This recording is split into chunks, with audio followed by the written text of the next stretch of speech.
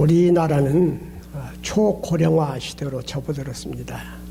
우리 초고령화 시대는 인구의 20% 이상이 노인일 때에 초고령화 사회라 그래요.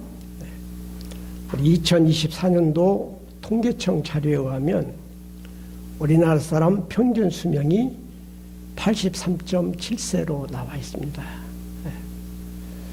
이게 평균이고 요즘 건강한 분들은 90 넘게 사는 분들이 많아졌어요. 그런데 이렇게 나이가 먹고 노인이 되어지면 노인들에게 찾아오는 문제점들이 있습니다. 여러 가지 문제가 있지만 대표적인 문제점 4가지를 오늘 말씀을 드리겠습니다. 첫째는 경제적인 빈곤 문제입니다. 늙게 되어지면 수입은 없거나 적어지고 지출은 많아지는 시기가 바로 노인 시기라 그렇게 볼 수가 있습니다. 우리 선조들은 옛날에 자식들을 기르는데 모든 걸 투자하고 그 다음에 늙으면 자식들의 부양을 받으면서 노년을 보냈어요. 그런데 지금 70 넘은 노인들은 옛날 전통대로 자식에게 모든 걸 다 쏟아부었어. 가르치느라고. 그런데 이제 자식들은 분가해가지고 부모를 책임을 안 져요. 그런 시대가 됐어요. 그러니까 지금 노인들이 세상을 좀 잘못 태어났어요. 자식들에게 다 쏟아붓고 이제 노년을 맞이해가지고 경제적인 어려움을 더 겪게 되어집니다.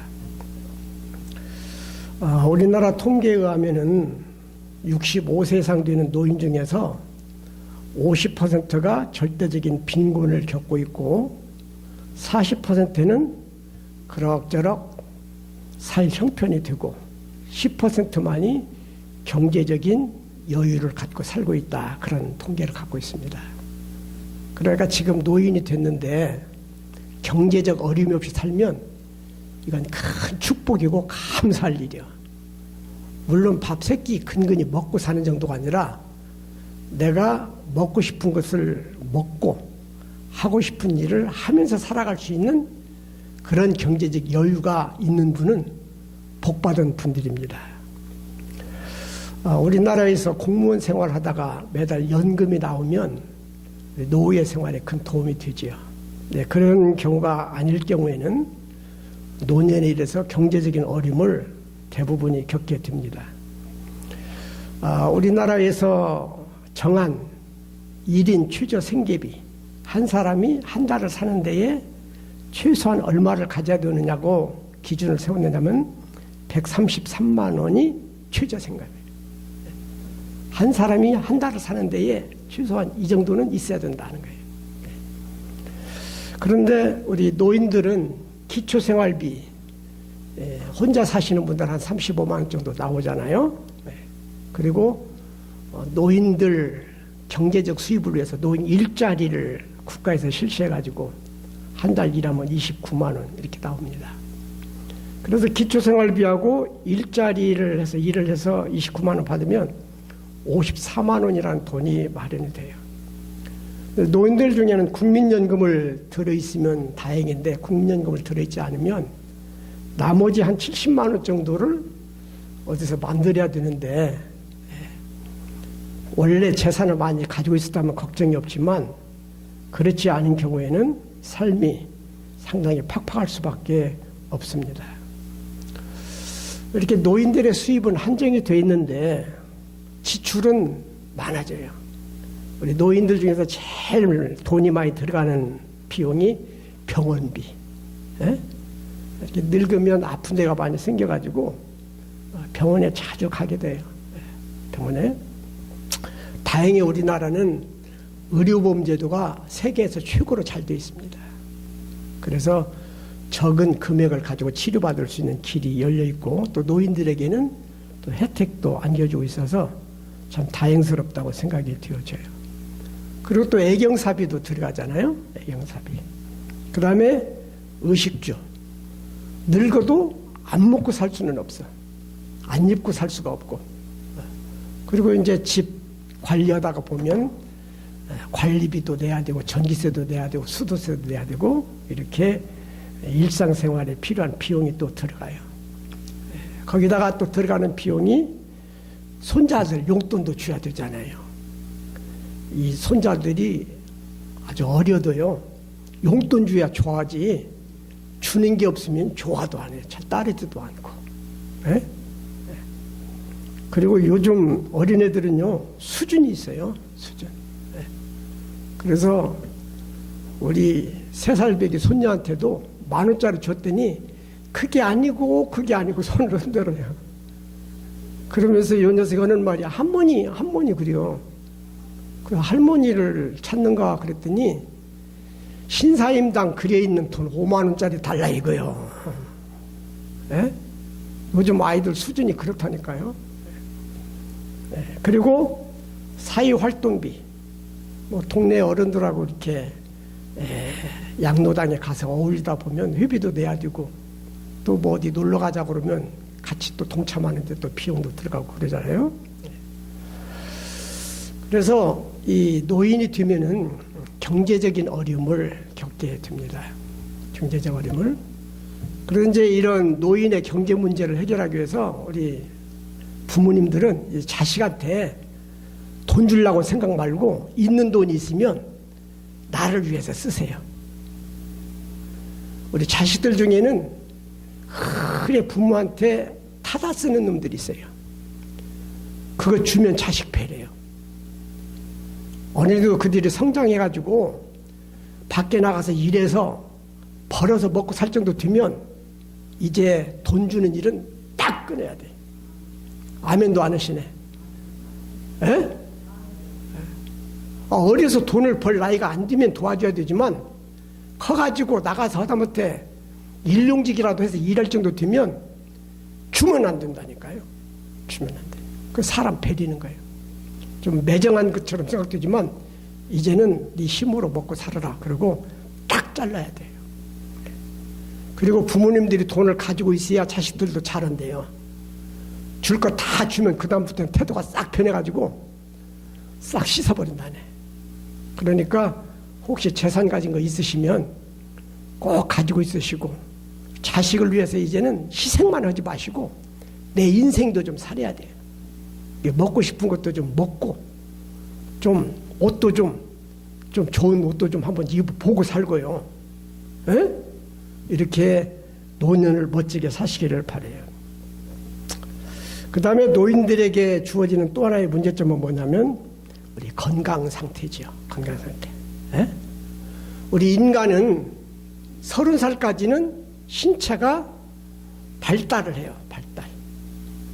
그런데 30이 넘어지면 점점 퇴화하기 시작하는 거예요. 우리가 나이가 70이다 그러면은 30세까지 우리 신체가 발달하다가 40년 동안 퇴화해 온 거예요. 40년, 50년 퇴화를 해왔는데 이렇게 교회 나올 정도 건강이 있으면 건강 축복 받은 거예요, 이게. 퇴화하게 돼 있어요. 근데 나이가 먹을수록 뇌도 퇴화하고 근육도 퇴화하고 우리 뼈도 퇴화하고 연골도 닳고 피부도 이제 퇴화돼 가지고 젊었을 때는 팽팽하니 윤기 있던 피부가 이제는 나이 먹으면 쭈글쭈글해지고 주름만 남고 검버섯만 남게 된다 이거요. 이게 이제 어쩔 수 없는 우리 인간의 현실입니다. 현실. 노인들의 질병은 젊은 사람에 비해서 좀 특징이 있는데 그건 뭐냐면 생병률이 높다 이거예요. 자주 아파. 자고 나면 아픈 데가 생겨요. 그리고 만성적이야. 한번 병이 들면 그게 쉽게 고쳐지지 않는다는 그런 특성을 가지고 있고요. 그리고 노인이 가지는 질병은 합병증을 유발해서 하나의 병으로 또 다른 병이 생겨지게 되는 그런 특성을 가지고 있습니다. 그래서 노인들이 질병이나 통증을 호소할 때에 면박하면 안 돼요. 제가 아는 어떤 장로님은 한번 몸이 아파서 병원에 갔더니 의사 선생님이 왜 이렇게 아프세요? 그랬더니 나이 먹으면 다 그래요. 그러더래. 근데 그 말이 어떻게 기분 나쁜지. 몸이 아팠으면 아픈 것을 치료하는 데 집중을 하고 위로를 줘야지. 나이 먹어서 그래요. 나이 먹으면 다 그래요. 그래서 당연히 아픈 것처럼 얘기하니까 그 말이 그렇게 섭섭해가지고 그 병원에는 다시 안 갔다네. 그러니까 노인들이 아프다고 할 때에 그냥 나이 먹었으니까 아프지요. 왜 맨 아프다고만 해요. 이렇게 면박을 주면 안 되고 같이 동정하고 그리고 돌보는 일에 힘써야 될 줄로 믿습니다. 아멘. 특별히 우리 시골은 좀 그런 게 없지만 도시 같은 데는요, 이 가짜 약장수들이 있어요. 떠들이 약장수들. 그래가지고 뭐 밀가루 같은 거, 설탕 뭐 1kg짜리 이렇게 선물 하나 주면서 노인들 이렇게 모아가지고 거기서 노인들을 현혹을 해요, 현혹.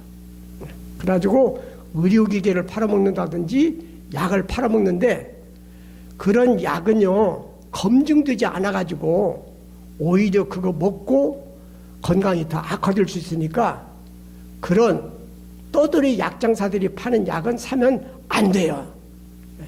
제가 젊은 사람들 보니까 자기 시어머니가 그 약장사들 약 파는 데 가가지고 한 10만 원도 안 가는 것을 막 120만 원씩 주고 이렇게 사온다네.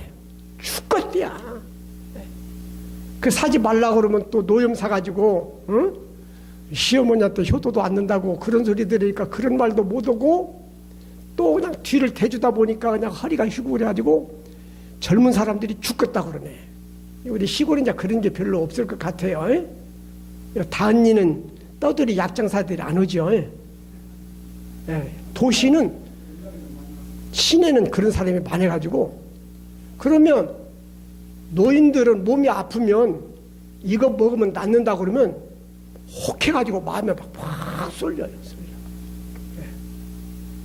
그래가지고 막 그것만 먹으면 금방 병이 났을 것 같아가지고 몇 푼 안 가는 것을 막 바가지를 써가지고 비싸게 주고 막 아낌없이 산다니까.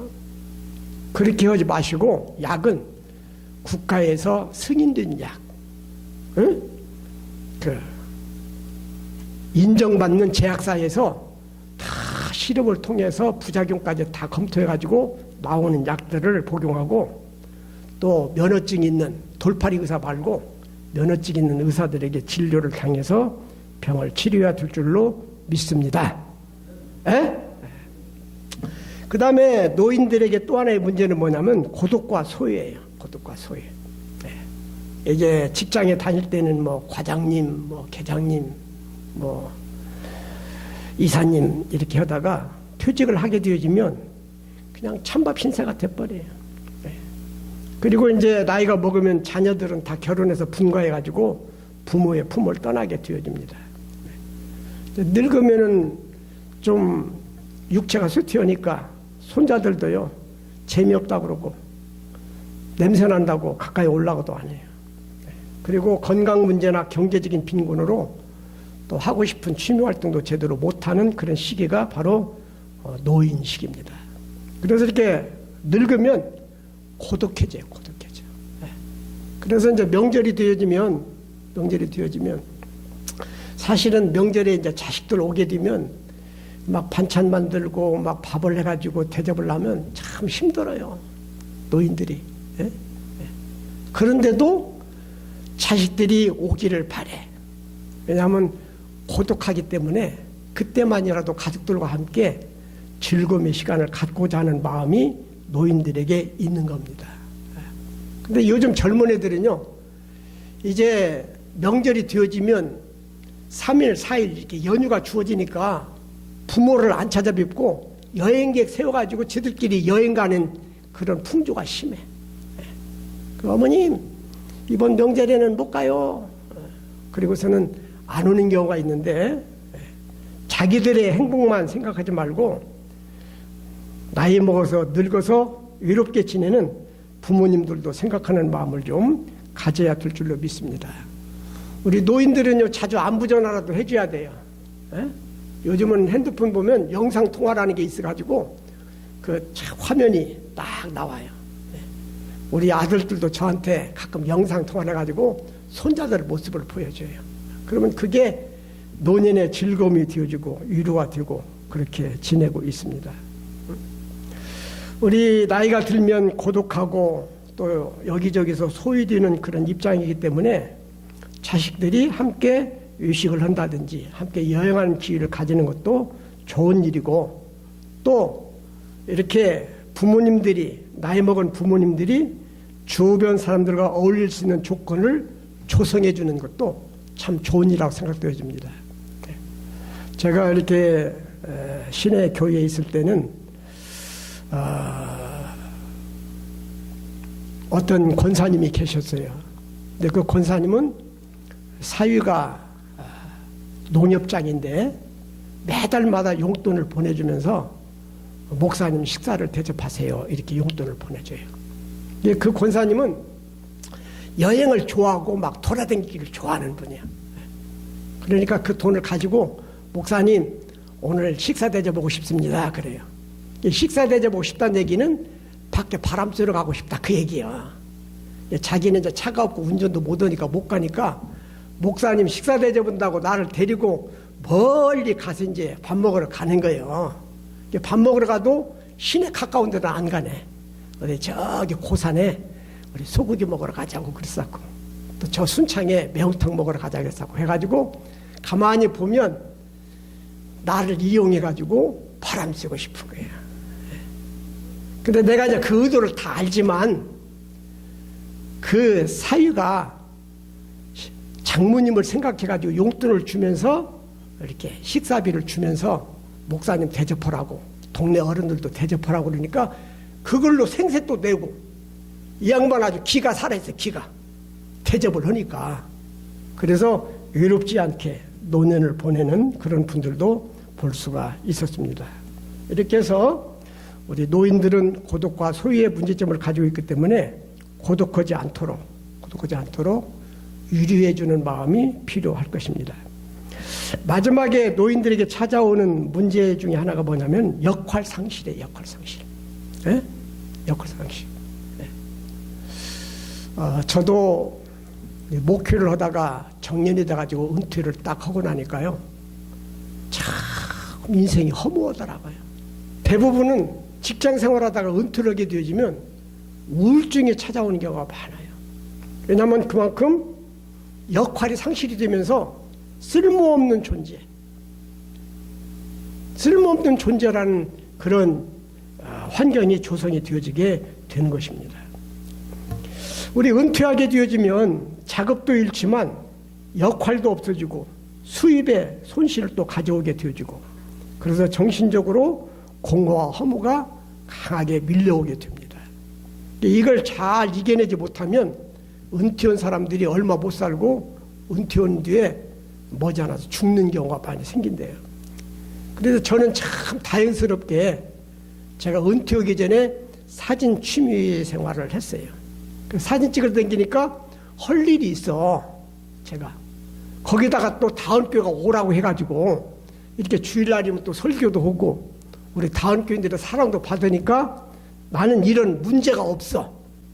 우리 다운교인들이 그래도 목사님 해주잖아요.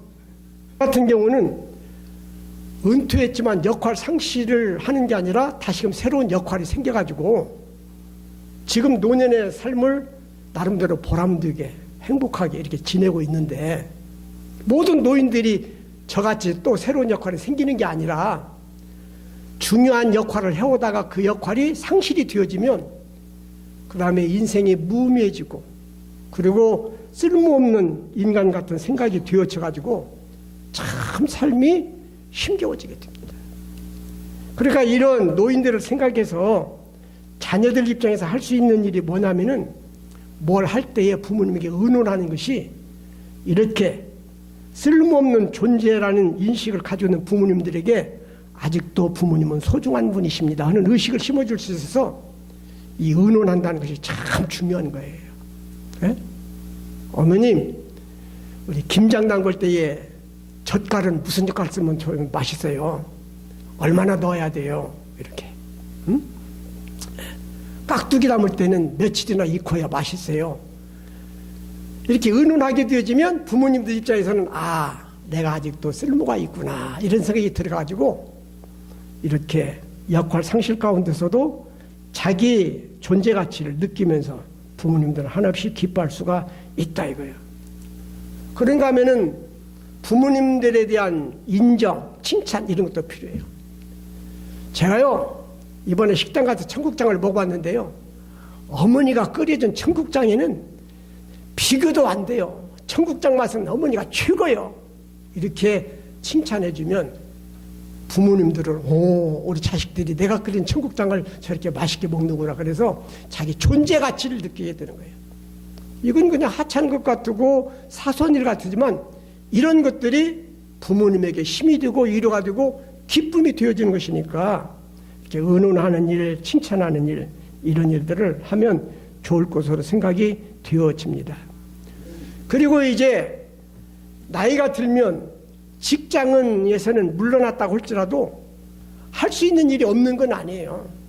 찾아보면 할 수 있는 일은 얼마든지 있어. 그래서 늙어가지고 텔레비만 보고 있으면은요, 눈도 나빠지고 치매가 빨리 와요. 그러니까 늙을수록 텔레비 보는 시간을 길게 가지면 안 돼요. 밖에 나서 활동해야 몸도 건강하고 정신도 건강해져요.